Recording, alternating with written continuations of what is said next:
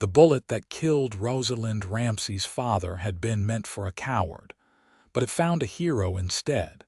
And now she stood at the edge of Yuma, Arizona territory, in the scorching August heat of 1881, with a loaded revolver pressing against her ribs and murder burning hotter than the sun in her chest.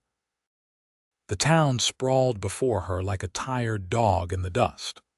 All wooden buildings bleached pale by relentless sun and wind-scoured streets that seemed to shimmer with heat, even though evening was settling in. She had ridden 300 miles from Santa Fe with nothing but hardtack, jerky, and rage to sustain her. Her horse, a dappled mare named Sylvia, whickered softly as they approached the outskirts, sensing her rider's tension. Rosalind was 22 years old, though the last 6 months had aged her in ways that had nothing to do with time. Her father, Samuel Ramsey, had been a freight hauler, an honest man who moved goods between territories and never cheated a soul in his life. Then he had witnessed something he should not have seen, a land deal going south. A man named Clayton Pierce, shooting an unarmed rancher in cold blood over water rights. Her father had testified, and 3 days after Pierce walked free on a technicality, Samuel Ramsey had been shot in the back on a dusty road outside Santa Fe. The law said it was bandits. Rosalind knew better. She had spent months tracking Pierce, following whispers and rumors through saloons and trading posts, learning that he had fled to Yuma, where his brother owned a saloon. She had sold everything her father owned except his horse and his gun, and she had learned to shoot. Every morning for 4 months, she practiced drawing and firing until her hands were steady and her aim was true. She was not naturally violent, but grief had carved out a space inside her where something cold and sharp now lived. The main street of Yuma stretched before her, a river of dust flanked by buildings that seemed to lean into each other for support. The saloon was easy to spot, its painted sign declaring it the Silver Spur in letters that might once have been grand, but now looked merely desperate. That was where Pierce would be, drinking away money he had earned through fear and murder. Rosalind dismounted in front of the general store, tying Sylvia to the hitching post. Her hands were steady as she checked her revolver, a Colt single-action Army that had belonged to her father. 6 bullets. She would need only one. A man emerged from the store, tall and broad-shouldered, wearing work clothes that spoke of hard labor rather than pretension. He had dark hair that curled slightly at the collar and eyes the color of creek water in summer, gray-green and surprisingly clear. He stopped when he saw her, not in the way men often stop to look at women, but with something closer to concern. "You look like you are about to do something you cannot take back," he said, his voice low and steady. Rosalind's hand instinctively moved to her hip, where the revolver rested beneath her dusty riding coat. "You should mind your own business." "Probably," he agreed, tilting his head slightly. "But Yuma is a small town and we notice strangers. Especially ones who ride in looking like they are carrying the weight of the world and a fair amount of gunpowder." "I said mind your business." Her voice came out harder than she intended, but she could not afford softness now. Softness was what got people killed. The man held up his hands in a gesture of peace. "My name is Vincent Zeller. I run a ranch about 5 miles north of here, and I am guessing you are here for Clayton Pierce." That stopped her. "How would you know that?" "Because I have seen that look before," Vincent said quietly. The look of someone who has lost everything and figures revenge might fill the hole. It does not, by the way. I learned that the hard way. I did not ask for a philosophy lesson. Rosalind moved to step past him, but he shifted slightly, not blocking her path but making it clear he was not done talking. "Pierce is dangerous," Vincent continued.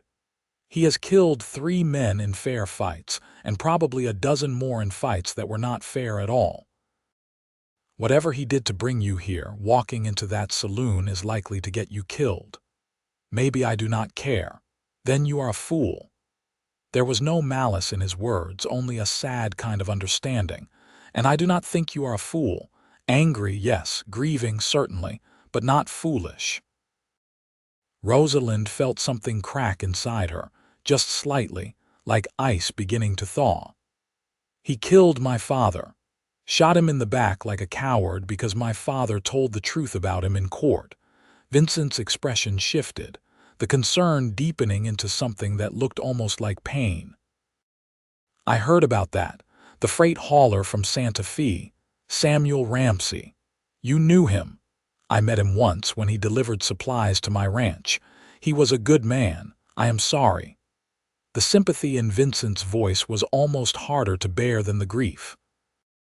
Rosalind had wrapped herself in anger because it was easier than drowning in sorrow. "Then you understand why I have to do this." "I understand why you think you have to," Vincent corrected, "but understanding and agreeing are different things. If you go in there and shoot Pierce, even if you succeed, you will hang. Yuma has a sheriff, and he is not particular about the details when it comes to killing. Then I will hang." Rosalind's voice was flat. "At least I will die knowing I made things right." "Except you would not be making anything right. You would just be adding your death to your father's. How does that honor his memory?" She wanted to hate Vincent for his words, but the problem was that part of her, the part that was not consumed by rage, recognized the truth in them. Her father had been a gentle man who believed in law and order and doing right by your fellow human beings. He would not have wanted this for her. "What do you suggest I do then?" she asked, and hated how lost she sounded. "Just let him walk free. Pretend it never happened." "I suggest you come to my ranch for the night," Vincent said. "Have a decent meal, sleep in a real bed, and in the morning, if you still want to throw your life away, I will not stop you. But at least you will do it with a clear head instead of running on fury and exhaustion." Rosalind studied him, trying to find the angle, the hidden motive. Men did not help women out of pure goodness, not in her experience. But Vincent's eyes were steady and honest, and more than that, she was suddenly aware of how bone-tired she was. 300 miles of hard riding and harder grief had worn her down to something fragile. "Why do you care what happens to me?" she asked. Vincent was quiet for a moment, his gaze drifting toward the mountains in the distance. "Because 5 years ago I rode into a town looking for the man who killed my brother. I found him in a saloon, not unlike this one. I called him out and I shot him dead in the street." Rosalind waited, sensing there was more. "It did not bring my brother back," Vincent continued. "It did not make the pain go away. All it did was put another ghost in my head to keep me awake at night, and I learned something from that. Revenge is not closure. It is just another kind of prison." The sun was nearly down now, painting the sky in shades of orange and red that reminded Rosalind of fire. She thought about her father, about the way he used to sing old Irish songs while he worked, about how he had taught her to read using a water-stained copy of Shakespeare that he carried in his wagon. She thought about what he would want for her, and knew with a certainty that made her chest ache that it was not this. "One night," she said finally. "But if I change my mind, you let me go." "Deal," Vincent said, and the relief in his voice was genuine. His ranch was everything Yuma was not, green and alive, nestled in a valley where a creek ran clear and cold from the mountains. The house was adobe, low and solid, with a covered porch that looked out over pastures where cattle grazed in the gathering dark. There was a barn, a stable, a henhouse, all of it well maintained and cared for. "You run this place yourself?" Rosalind asked as they rode up the dirt road that led to the house. "I have 3 ranch hands who help with the heavy work," Vincent said, but mostly yes. It has been just me since my brother died. She wanted to ask more, but exhaustion was catching up with her now that the immediate purpose of revenge had been delayed. Vincent helped her down from Sylvia and led the horse to the stable, moving with the easy competence of a man who had done this 1,000 times. The inside of the house was sparse but comfortable, furnished with handmade furniture that showed skill and care. There was a stone fireplace, a sturdy table, shelves lined with books that surprised her. She had expected a rancher's house to be purely utilitarian, but this space had the feel of a home. "The washroom is through that door if you want to clean up," Vincent said, gesturing to a room off the main living area. "I will get some food started." The water in the wash basin was cold and perfect. Rosalind scrubbed away 300 miles of dust and sweat, feeling almost human again by the time she emerged. Vincent had laid out bread, cheese, cold beef, and apples on the table, along with a pot of coffee that smelled like heaven. They ate in silence at first, the kind of quiet that came from two people too tired and wounded to make small talk. But as the food settled in her stomach and the coffee cleared her head, Rosalind found herself curious about this man who had derailed her plans with nothing but words and an offer of kindness. "You said you killed the man who murdered your brother," she said. "How did you end up here running a ranch? I would have thought you would be in prison or worse." Vincent leaned back in his chair, cradling his coffee cup. "It was ruled self-defense. The man drew first and there were witnesses, but the law clearing me did not mean I was free. I carried it with me everywhere, the weight of taking a life. It did not matter that he deserved it. It did not matter that he had killed my brother in cold blood over a card game. What mattered was that I had become the kind of man who could kill, and I did not much like what that made me." "So you came here?" "I came here," he confirmed. "Bought this land with money my brother and I had saved, planning to ranch together. Built this house with my own hands, every adobe brick and wooden beam. I thought maybe if I made something instead of destroying something, I could balance the scales somehow." "Did it work?" Rosalind asked. Vincent considered the question. "Some days. Other days I still see his face when I close my eyes. But I am not the same man who pulled that trigger, and I am grateful for that." They talked late into the night, the conversation wandering from grief to memory to the strange paths that led people to places like Yuma. Rosalind found herself telling him about her father, stories she had not shared with anyone since his death. How he used to make her laugh by doing terrible impressions of his customers. How he had cried when her mother died, big silent tears that he tried to hide but never quite could. How he had always believed the best of people, even when they did not deserve it. "He sounds like a man worth remembering rightly," Vincent said. "Not with blood, but with the kind of life he would have wanted you to live." "I do not know what kind of life that is anymore," Rosalind admitted. "I have spent so long focused on Pierce that I have not thought about what comes after." "Then maybe that is where you start," Vincent suggested. "Not with what you are going to do to Clayton Pierce, but with what you are going to do with Rosalind Ramsey." She slept in Vincent's room while he took a bedroll in the main room, insisting despite her protests.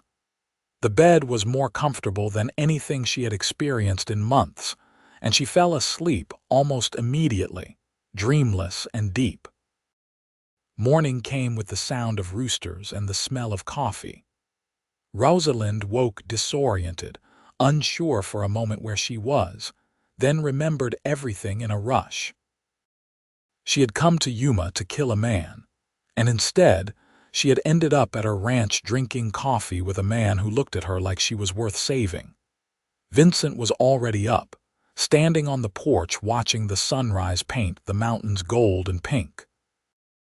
He handed her a cup of coffee when she joined him, saying nothing, just letting her wake up in her own time. "I need to go back to town," she said finally. "I figured you might." Vincent's voice was neutral, giving nothing away, but not to kill him. The words felt strange in her mouth, both right and terrifying. "I do not know what I am going to do, but I know that is not it." Vincent turned to look at her then, and the relief in his eyes was unmistakable. "I am glad to hear it. Not because I do not think Pierce deserves justice, but because I think you deserve better than becoming a killer for a man who is not worth it." "What do I do instead?" Rosalind asked, and she hated how helpless she sounded. "I cannot just go back to Santa Fe and pretend everything is fine." "No," Vincent agreed. "But maybe you do not go back at all. Maybe you stay here, at least for a while. Figure out what you want your life to look like. Stay here." She looked at him sharply, searching for ulterior motives. "Why would you want that?" "Because this ranch is too big for one person," Vincent said simply. "Because I could use help, and you look like someone who is not afraid of hard work. And because I think you could use a place to heal, and I have more space than I know what to do with." It was a crazy idea. She barely knew this man, and what she did know was that he had killed someone and apparently decided to become a philosopher rancher in penance. But there was something appealing about the thought of staying here in this valley, away from the memories of Santa Fe and the rage that had consumed her for months. "I would earn my keep," she said. "I would not be charity. I would not have it any other way." Vincent extended his hand. "What do you say, Miss Ramsey? Want to be a rancher for a while?" She shook his hand, feeling the calluses that spoke of hard work and honest labor. "Call me Rosalind, and yes, I think I do." The first weeks were harder than she expected. Ranch work was backbreaking and constant. A never-ending cycle of feeding animals, mending fences, hauling water, and 1,000 other tasks that needed doing. Vincent's 3 ranch hands, a grizzled old cowboy named Pete, a young Mexican man named Javier, and a freed slave named Thomas, who had come west after the war, accepted her presence with varying degrees of skepticism. "Never seen a woman do ranch work before," Pete said on her 3rd day, watching her struggle to lift a saddle onto a horse. "No offense, miss, but you sure you are cut out for this?" "No offense taken," Rosalind said through gritted teeth, finally getting the saddle in place. "And I guess we will find out together." But she was determined to prove herself, working until her muscles screamed and her hands bled from blisters. Vincent never went easy on her, which she appreciated. He treated her like any other ranch hand, expecting the same work and the same hours. But he also taught her, showing her how to read the cattle for signs of illness, how to repair a fence so it would hold, how to sense when a storm was coming by the way the animals behaved. "You have good instincts," he told her one evening as they rode back from checking the herd in the upper pasture. "Better than most people who have been doing this for years." "My father taught me to pay attention," Rosalind said. "He used to say that most trouble comes from not noticing what is right in front of you." They had fallen into an easy rhythm, working together during the day and then sitting on the porch in the evenings, talking about everything and nothing. Vincent was surprisingly well-read, and they spent hours discussing books, arguing about philosophy and poetry while the sun set and the coyotes began their nightly chorus. "Did you always want to be a rancher?" Rosalind asked one night, about a month after her arrival. Vincent shook his head. "I wanted to be a teacher, actually. Loved books, loved learning. But after my parents died, my brother and I had to make our own way, and ranching seemed more practical." "What about you? What did you want to be before everything happened?" She had to think about it. It felt like another lifetime, the girl she had been before her father's death. "I wanted to open a bookshop. somewhere people could come and talk about stories and ideas. My father used to bring me books from every town he visited, and I loved the idea of being surrounded by them all the time. That is a good dream, Vincent said. Not too late to make it happen, you know. Maybe, Rosalind said, but she did not really believe it. Some dreams died when the people who shared them did. It was early September when she finally went back to Yuma. She had been avoiding it, but she needed supplies that Vincent's store of goods did not include, and she could not hide on the ranch forever. Vincent offered to come with her, but she refused. This was something she needed to do alone. The town looked exactly the same, which somehow made it worse. She had changed so much in the weeks since she had last stood on this street, and Yuma remained stubbornly unchanged. The silver spur still stood in the same place, its sign still proclaiming itself in faded letters. Rosalind made her way to the general store, keeping her eyes forward and her hand away from the revolver she still wore. She was loading supplies into her saddlebag when she heard a voice behind her. "Well now, what do we have here? A pretty little thing all alone." She turned to find a man watching her, lean and dangerous, with eyes like chips of dirty ice. She knew him immediately from the description she had memorized, Clayton Pierce. "I am just buying supplies," Rosalind said, her voice steadier than she felt. "Not looking for trouble." "No trouble," Pierce said, but there was something predatory in his smile. "Just being friendly. You are new in town, are you not? Working out at the Zeller ranch, from what I hear." The fact that he knew where she was staying made her skin crawl. "That is my business." "Everything in Yuma is my business, sweetheart." Pierce stepped closer, and Rosalind could smell whiskey on his breath. "Your boss and I have had our differences, but I do not hold grudges. Maybe you and I could get to know each other better." "Not interested."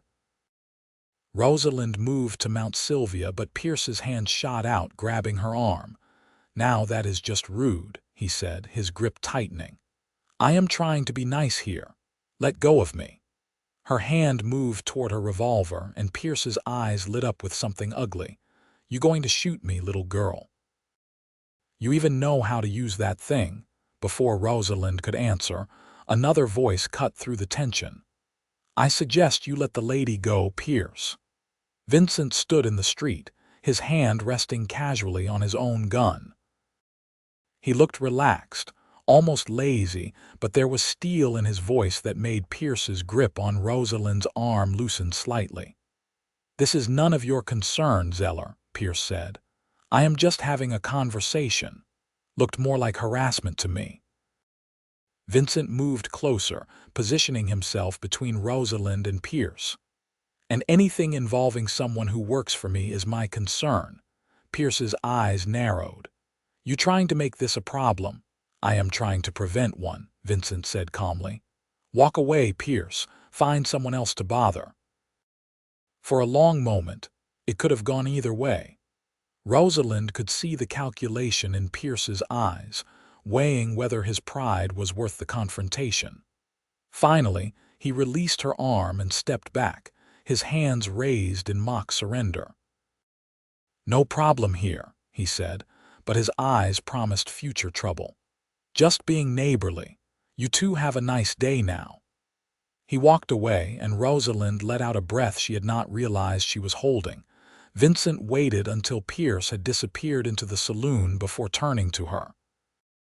"Are you all right?" he asked, and the concern in his voice was genuine. "I am fine," she said, though her arm still bore the red marks of Pierce's grip. "I could have handled it." "I know you could have," Vincent said, "but you do not have to handle everything alone anymore." They rode back to the ranch in silence, but it was a comfortable quiet now, the kind that came from understanding. When they arrived, Vincent helped her unload the supplies, and then they stood together on the porch, watching the sun dip toward the horizon. "I knew it was him," Rosalind said suddenly. "The moment I saw him, I knew, and I wanted to hate him so much it hurt, but all I felt was tired. Vincent nodded slowly. That is grief, not weakness. You have been running on anger for so long that now that it is starting to fade, you are left with what was underneath all along. What do I do with it? She asked. The grief, I mean. It feels like it is going to swallow me whole. You live with it, Vincent said. You carry it, and some days it is heavy, and some days it is lighter, but it never really goes away. You just get stronger at carrying it. She looked at him then, really looked at him, and saw the same grief reflected in his eyes. They were both broken people, she realized, trying to piece themselves back together in this harsh and beautiful place. Thank you, she said, for coming to town, for stopping him. Always, Vincent said simply, and something in the way he said it made her heart skip. October arrived with cooler temperatures and the threat of early frost. The ranch was in full preparation mode, getting ready for winter, and Rosalind threw herself into the work with renewed purpose. She had been at the ranch for 2 months now, and it was starting to feel less like a temporary refuge and more like a home. She and Vincent had grown closer, their evening talks stretching longer, their silences more comfortable. She found herself noticing small things about him. The way he hummed while he worked, the careful way he handled injured animals, the surprising gentleness in his hands despite their strength. More than once, she caught herself thinking about what it might be like to kiss him and had to forcibly redirect her thoughts. He was her employer, she reminded herself, her friend, the man who had saved her from herself. Romance would complicate everything. But her heart did not care about complications. It was a cold morning in late October when everything changed. They were out in the upper pasture, checking on a cow that had been showing signs of illness. Vincent was examining the animal, his hands moving gently over its side when the cow suddenly spooked, knocking him backward. He stumbled, his foot catching in a prairie dog hole, and went down hard. Vincent? Rosalind was off her horse in an instant, running to where he lay clutching his ankle. Are you hurt? Just my pride, he tried to joke, but she could see the pain in his eyes. And possibly my ankle. I think it might be broken. Getting him back to the ranch was an ordeal. He was too heavy for her to lift onto his horse, so she had to help him onto hers and then walk alongside, leading both horses and praying he did not fall. By the time they reached the house, Vincent was gray with pain, and Rosalind was terrified. She sent Javier for the doctor while she helped Vincent inside, getting him settled on his bed with his leg elevated. The doctor, when he arrived, confirmed what they had feared. The ankle was broken and would take weeks to heal. You need to stay off it completely, Dr. Harrison said firmly. No walking, no working, just rest and let it knit. I have a ranch to run, Vincent protested. You have a ranch hand who can run it for you, Rosalind interjected. Pete and Javier and Thomas and I can handle things. You just need to heal. Vincent looked like he wanted to argue but finally nodded reluctantly. All right, but I want daily reports on everything. Done, Rosalind agreed. The next few weeks were among the hardest of her life. Running a ranch was different from working on one, and she had to make decisions that carried real weight. But Pete, Javier, and Thomas stepped up, and together they kept things running smoothly. Every evening, Rosalind would come back to the house exhausted and dusty, and she would find Vincent reading or working on accounts, looking frustrated at his confinement. She started cooking dinner for both of them, discovering that she actually enjoyed it. They would eat together, and she would tell him about the day's work while he offered advice and commentary. It felt domestic and right in a way that should have scared her, but somehow did not. One evening, about 3 weeks into Vincent's convalescence, she found him trying to hobble to the washroom on his own. "What are you doing?" she demanded, rushing to support him. "You are supposed to be resting." "I am going mad just lying there," Vincent said.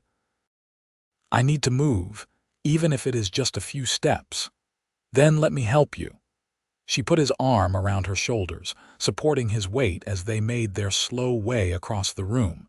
He was warm and solid against her side, and she was suddenly very aware of how close they were. "I am sorry you have to do this," Vincent said quietly. Taking care of a broken-down rancher was not part of the deal. Neither was taking in a woman hell-bent on revenge, Rosalind pointed out. "I would say we are even." They reached the washroom and she helped him sit on the wooden chair inside. "Call when you need me," she said, turning to leave. "Rosalind." His voice stopped her at the door. "Thank you for everything. I do not know what I would have done without you these past weeks." "You would have managed," she said. "You are strong like that." "Maybe," he said, "but I am glad I did not have to." She left him then, but his words stayed with her, warming her from the inside like good whiskey. November brought the first real cold, frost painting the windows each morning and their breath visible in the air. Vincent's ankle was healing well, and he was able to get around on crutches now, though Dr. Harrison still forbade any real work. Rosalind had taken over running the ranch completely, and to her surprise, she was good at it. The men respected her decisions, and the ranch continued to thrive under her management. "You are a natural at this," Vincent told her one evening as they sat by the fire, his ankle propped up. "I am starting to think I should just retire and let you run things." "You would go mad within a week," Rosalind said, but she was pleased by the compliment. "Besides, this is your ranch. I am just keeping it warm for you." "Is it though?" Vincent asked, and there was something serious in his tone. "Still just my ranch, I mean." Rosalind looked up from the sock she was darning, meeting his eyes across the firelight. "What do you mean?" "I mean that you have been here for 4 months now, and this place runs as much on your work as mine. I mean that I have grown accustomed to your presence in ways that go beyond employee and employer. I mean—" He trailed off, seeming unsure how to continue. "Vincent," her heart was suddenly pounding.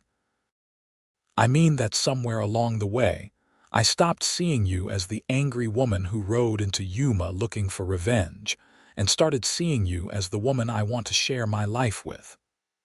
The words came out in a rush, like he had been holding them back for a long time. "I know the timing is terrible, and I am in no position to offer you much right now, but I need you to know that I have feelings for you, Rosalind. Strong ones." She sat frozen, the darning forgotten in her lap. Part of her had known this was coming, had felt the shift between them like the change of seasons. But hearing it said aloud was different, making it real and immediate and terrifying. "I should not have said anything," Vincent said, misreading her silence. "Forget I mentioned it. We can go back to how things were." "No," Rosalind said, finding her voice. "We cannot, because I feel the same way." Now it was Vincent's turn to look stunned. "You do, I do."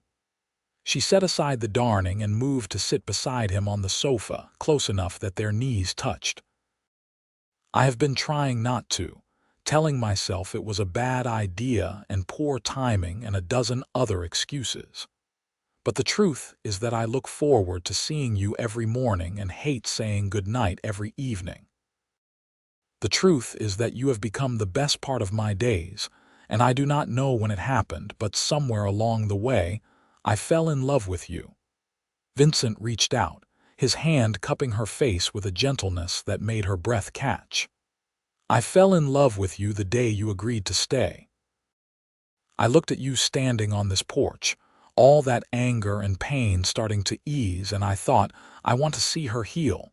I want to be the one who helps her find joy again." "You did," Rosalind whispered. "You gave me a reason to be something other than angry. You showed me that there was still good in the world, still things worth building and protecting." He leaned in slowly, giving her every opportunity to pull away, but she did not want to pull away. She wanted this, wanted him, wanted the future that was suddenly spreading out before them like the valley at dawn. Their first kiss was soft and tentative, a question being asked and answered. Then Vincent's hand slid into her hair, and Rosalind pressed closer, and the kiss deepened into something that spoke of all the longing and hope they had both been carrying. When they finally broke apart, both breathing hard, Vincent rested his forehead against hers. "I want to do this right," he said. "Court you properly, give you time to be sure. I do not want you to feel obligated because you work here or because I helped you." "I do not feel obligated," Rosalind assured him. "I feel lucky. And maybe a little terrified because I did not think I would ever feel this way about anyone." "We will figure it out together," Vincent promised. "No rushing, no pressure, just two people learning how to be happy again." They stayed like that for a long time, wrapped in each other's arms while the fire crackled and the wind howled outside. For the first time since her father's death, Rosalind felt something other than grief or anger. She felt hope. December arrived with snow, transforming the ranch into a landscape of white and gray and the blue shadows of evening. Vincent was back on his feet now, walking with barely a limp, and he and Rosalind had settled into a new routine that involved a lot more stolen kisses and lingering touches than before. They were careful around the ranch hands, not wanting to make anyone uncomfortable, but Pete had figured it out anyway. "About time you two quit dancing around each other," he said one morning, catching them holding hands by the barn. "We have been taking bets on when you would finally admit you were sweet on each other." "You were betting on us?" Rosalind asked, not sure whether to be amused or mortified. "Javier won," Pete said with a grin. "He said it would be before Thanksgiving. Thomas thought you would both be too stubborn and it would take until the new year. I said Halloween, so I was close." Vincent laughed, pulling Rosalind closer. "Glad we could provide entertainment." "You provide more than that, boss," Pete said, his tone turning serious. "You provide a good place to work and fair wages, and we appreciate it. And you, miss," he nodded at Rosalind, "you have proven yourself 10 times over. Anyone who doubted you can eat their hat." It was the closest thing to a blessing they were likely to get, and Rosalind felt absurdly touched. Christmas came quiet and cold. Vincent and Rosalind spent it alone in the house, having given the ranch hands the day off. They cooked together, making a feast from their stores, and exchanged simple gifts. Rosalind had knitted Vincent a scarf from wool she had carded and dyed herself. Vincent had made her a bookshelf, the wood carefully sanded and fitted, with her initials carved into the corner. "For all those books you are going to collect," he said as she ran her fingers over the smooth wood.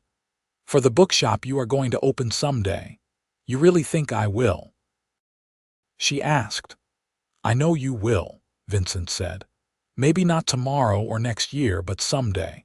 And when you do, I want to be there to see it."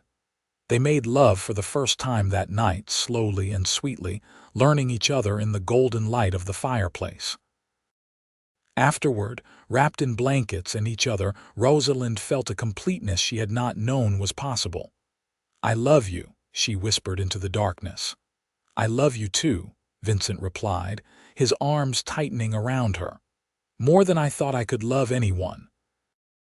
January of 1882 arrived with bitter cold and the kind of stillness that came from deep snow. Vincent and Rosalind spent long evenings planning their future, talking about everything from where they would expand the ranch to how many children they wanted. 2 at least, Vincent said. "Maybe 3. I always wanted a big family." "I never really thought about it before," Rosalind admitted, "but now I can see it. Children running through this house, making it loud and messy and full of life." "Sounds perfect," Vincent agreed. It was in early February, on a day when the sun was actually warm enough to melt some of the snow, that Vincent asked her to marry him. They were standing on the porch, watching the water drip from the eaves, when he suddenly dropped to one knee. "I know we have not been courting that long by traditional standards," he said, holding her hand. "But I have known my whole life what I was looking for, and it is you. Will you marry me, Rosalind? Will you be my wife and partner and the person I build a life with?" Rosalind looked down at him, this good man who had saved her from herself, who had taught her that there was more to life than revenge, who had loved her back to wholeness. "Yes," she said, pulling him up and into her arms. "Yes, 1,000 times yes." They were married in March, just as spring was beginning to hint at its arrival. It was a small ceremony in Yuma, with Pete, Javier, Thomas, and a few of Vincent's friends in attendance. Rosalind wore a simple blue dress that she had sewn herself, and Vincent wore his best suit. The justice of the peace performed the ceremony in his office, and when Vincent kissed his bride, she tasted salt and realized she was crying. "Happy tears?" Vincent asked softly. "The happiest," she confirmed. They honeymooned at the ranch, which was exactly what they both wanted. They spent a week largely ignoring their responsibilities, letting the ranch hands handle things while they stayed in bed late, made love in the middle of the day, and talked about everything under the sun. "You ever think about him?" Vincent asked one evening. "Clayton Pierce." Rosalind considered the question. "Sometimes, but not with anger anymore. Mostly I just feel sorry for him. He is going to die alone and unmourned, and he will never know what it is to be truly loved. That seems like punishment enough." "You are a better person than I am," Vincent said. "I still want to punch him every time I see him in town." "Well, you are not allowed to," Rosalind said firmly. "I did not marry you just to watch you get shot or arrested for defending my honor." "Fair enough," Vincent agreed. "Though for the record, I would absolutely get shot or arrested for you if necessary." Let us hope it never becomes necessary. Life settled into a new rhythm after that. They worked the ranch together, true partners in every sense of the word. Rosalind discovered she had a talent for the business side of things, keeping the accounts and negotiating prices that left Vincent shaking his head in admiration.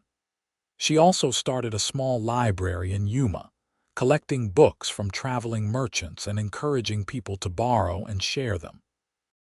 It was not a bookshop yet, but it was a start. Summer brought scorching heat and hard work.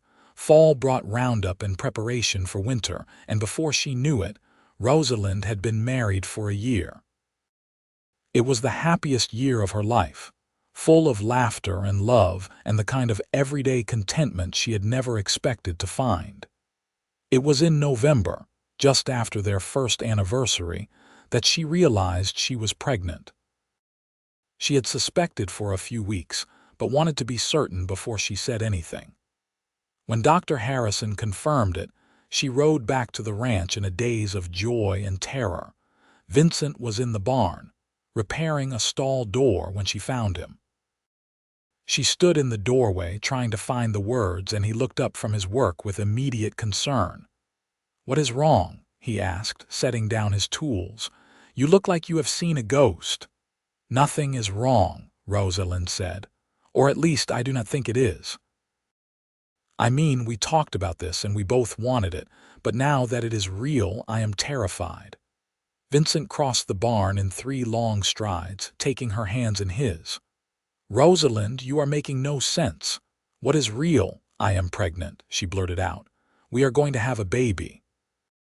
She watched the news register on his face. Shock, then joy so profound it made her own eyes water, then fierce protectiveness. "We are going to have a baby," he repeated, as if testing the words. Then he was lifting her off her feet, spinning her around despite her protests, laughing like a man who had just been given the world.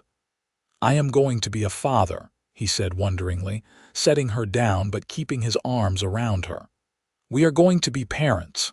Are you happy?"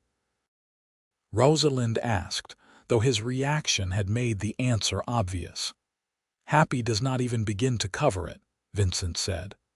"I am terrified and overjoyed and already worried about every possible thing that could go wrong. But mostly, I am just so grateful. For you, for this life we have built, for the family we are making." The pregnancy was easier than Rosalind had feared, though the summer heat when she was in her final months was nearly unbearable. Vincent treated her like she was made of glass, despite her protests that she was perfectly capable of doing ranch work. "You are carrying our child," he would say. "Let me take care of you." Their son was born in early August of 1883, after a labor that was long and hard but ended with the most perfect sound Rosalind had ever heard, a baby's first cry. Vincent, who had stayed with her through the whole ordeal despite Dr. Harrison's protests that it was not proper, cut the cord with shaking hands and then promptly sat down hard, overwhelmed. "We have a son," he said, his voice full of wonder. They named him Samuel, after Rosalind's father, and he was perfect in every way. Vincent was a natural father, patient and loving, singing to Samuel in a surprisingly good baritone and walking the floor with him during those first difficult weeks. Rosalind watched him with their son and fell in love all over again. "You are wonderful at this," she told him one night, watching him rock Samuel to sleep. "I had good practice with my brother when he was small," Vincent said, "but this is different. This is my son, our son." Samuel grew quickly, a happy baby with Vincent's gray-green eyes and Rosalind's dark hair.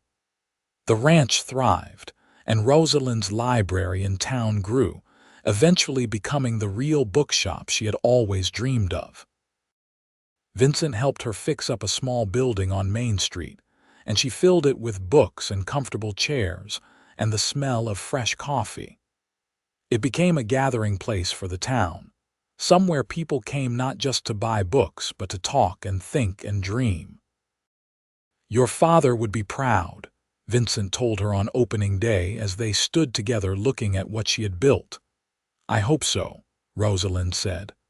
"I like to think he can see this somehow, that he knows I found happiness after all."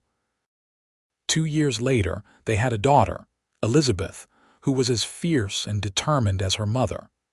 Samuel adored his little sister, though he was not always thrilled about sharing his parents' attention. The house that had once been so quiet was now full of noise and chaos and love. Clayton Pierce died in 1886, shot in a drunken brawl over cards.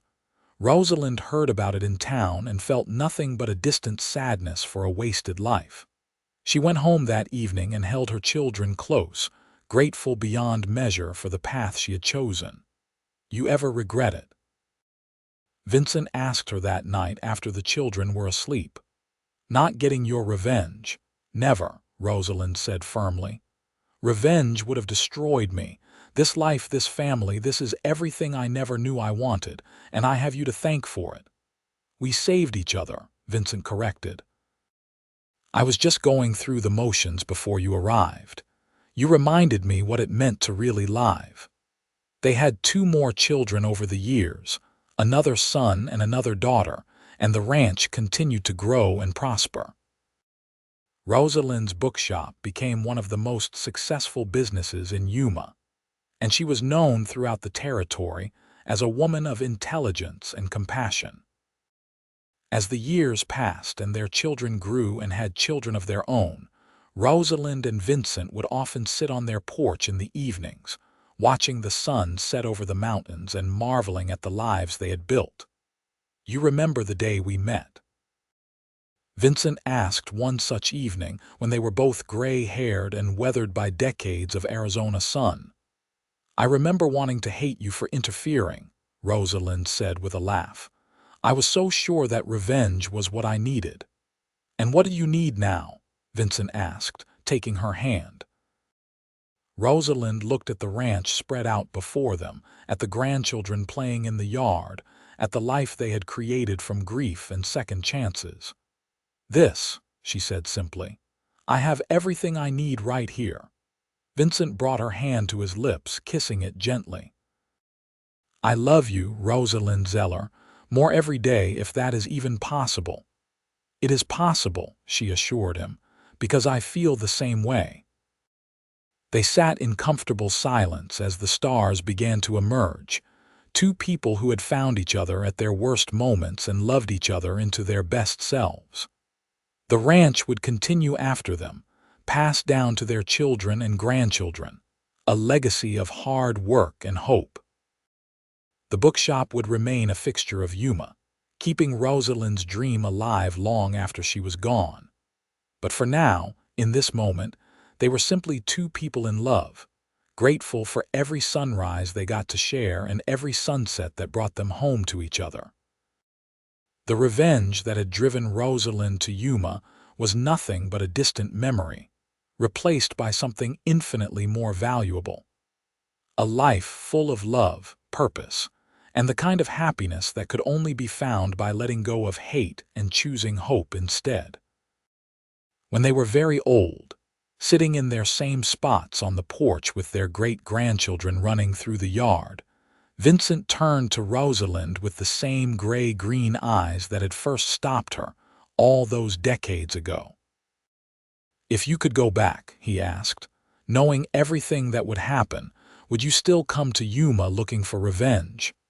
Rosalind thought about it, really thought about it. She thought about her father, about the grief that had nearly consumed her, about the angry young woman who had ridden into this territory with murder in her heart. Then she looked at their family, at the life they had built together, at the man who had loved her enough to show her a different path. "Yes," she said finally, "I would come to Yuma, but not for revenge.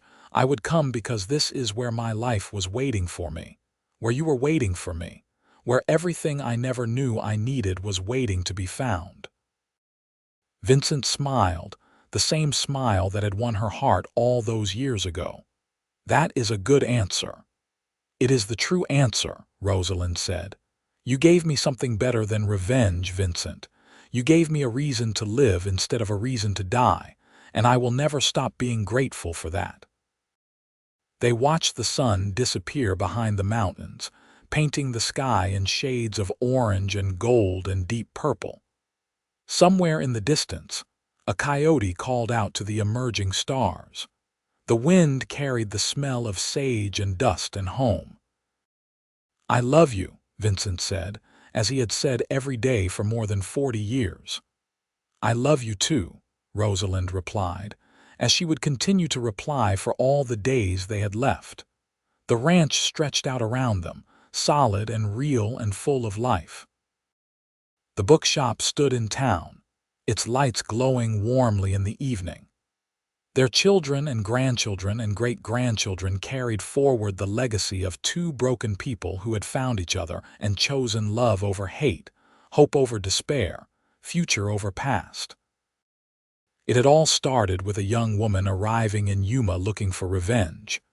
But she had found something infinitely better. She had found love, purpose, family, and a home worth building. And in the end, that was the greatest revenge of all, because she had refused to let grief and anger define her story. Instead, she had written a new story, one word and one day at a time, with the help of a rancher who had taught her that the best way to honor the dead was to truly live. Their story did not end with gunfire or justice served or vengeance taken. It ended with two old people holding hands on a porch, surrounded by the life they had built together, content in the knowledge that they had chosen wisely and loved well. And when their time finally came, years later, they went peacefully, knowing that their legacy was not one of violence but of love that had multiplied and spread through generations. The ranch still stands today, though it has changed hands and faces. The bookshop remained a fixture of Yuma for 3 generations, carefully maintained by Rosalind's descendants. And while the names Rosalind Ramsey and Vincent Zeller are not famous beyond the borders of their own family stories, They are remembered with love and gratitude by everyone who came after them. They are remembered as two people who proved that the choice to love is always braver than the choice to hate, and that sometimes the best revenge is living so well that your enemies become irrelevant. In the end, the woman who arrived looking for revenge found something infinitely more valuable. She found the courage to let go of her anger, the strength to build instead of destroy, and the wisdom to recognize that love is the only force powerful enough to truly heal the deepest wounds.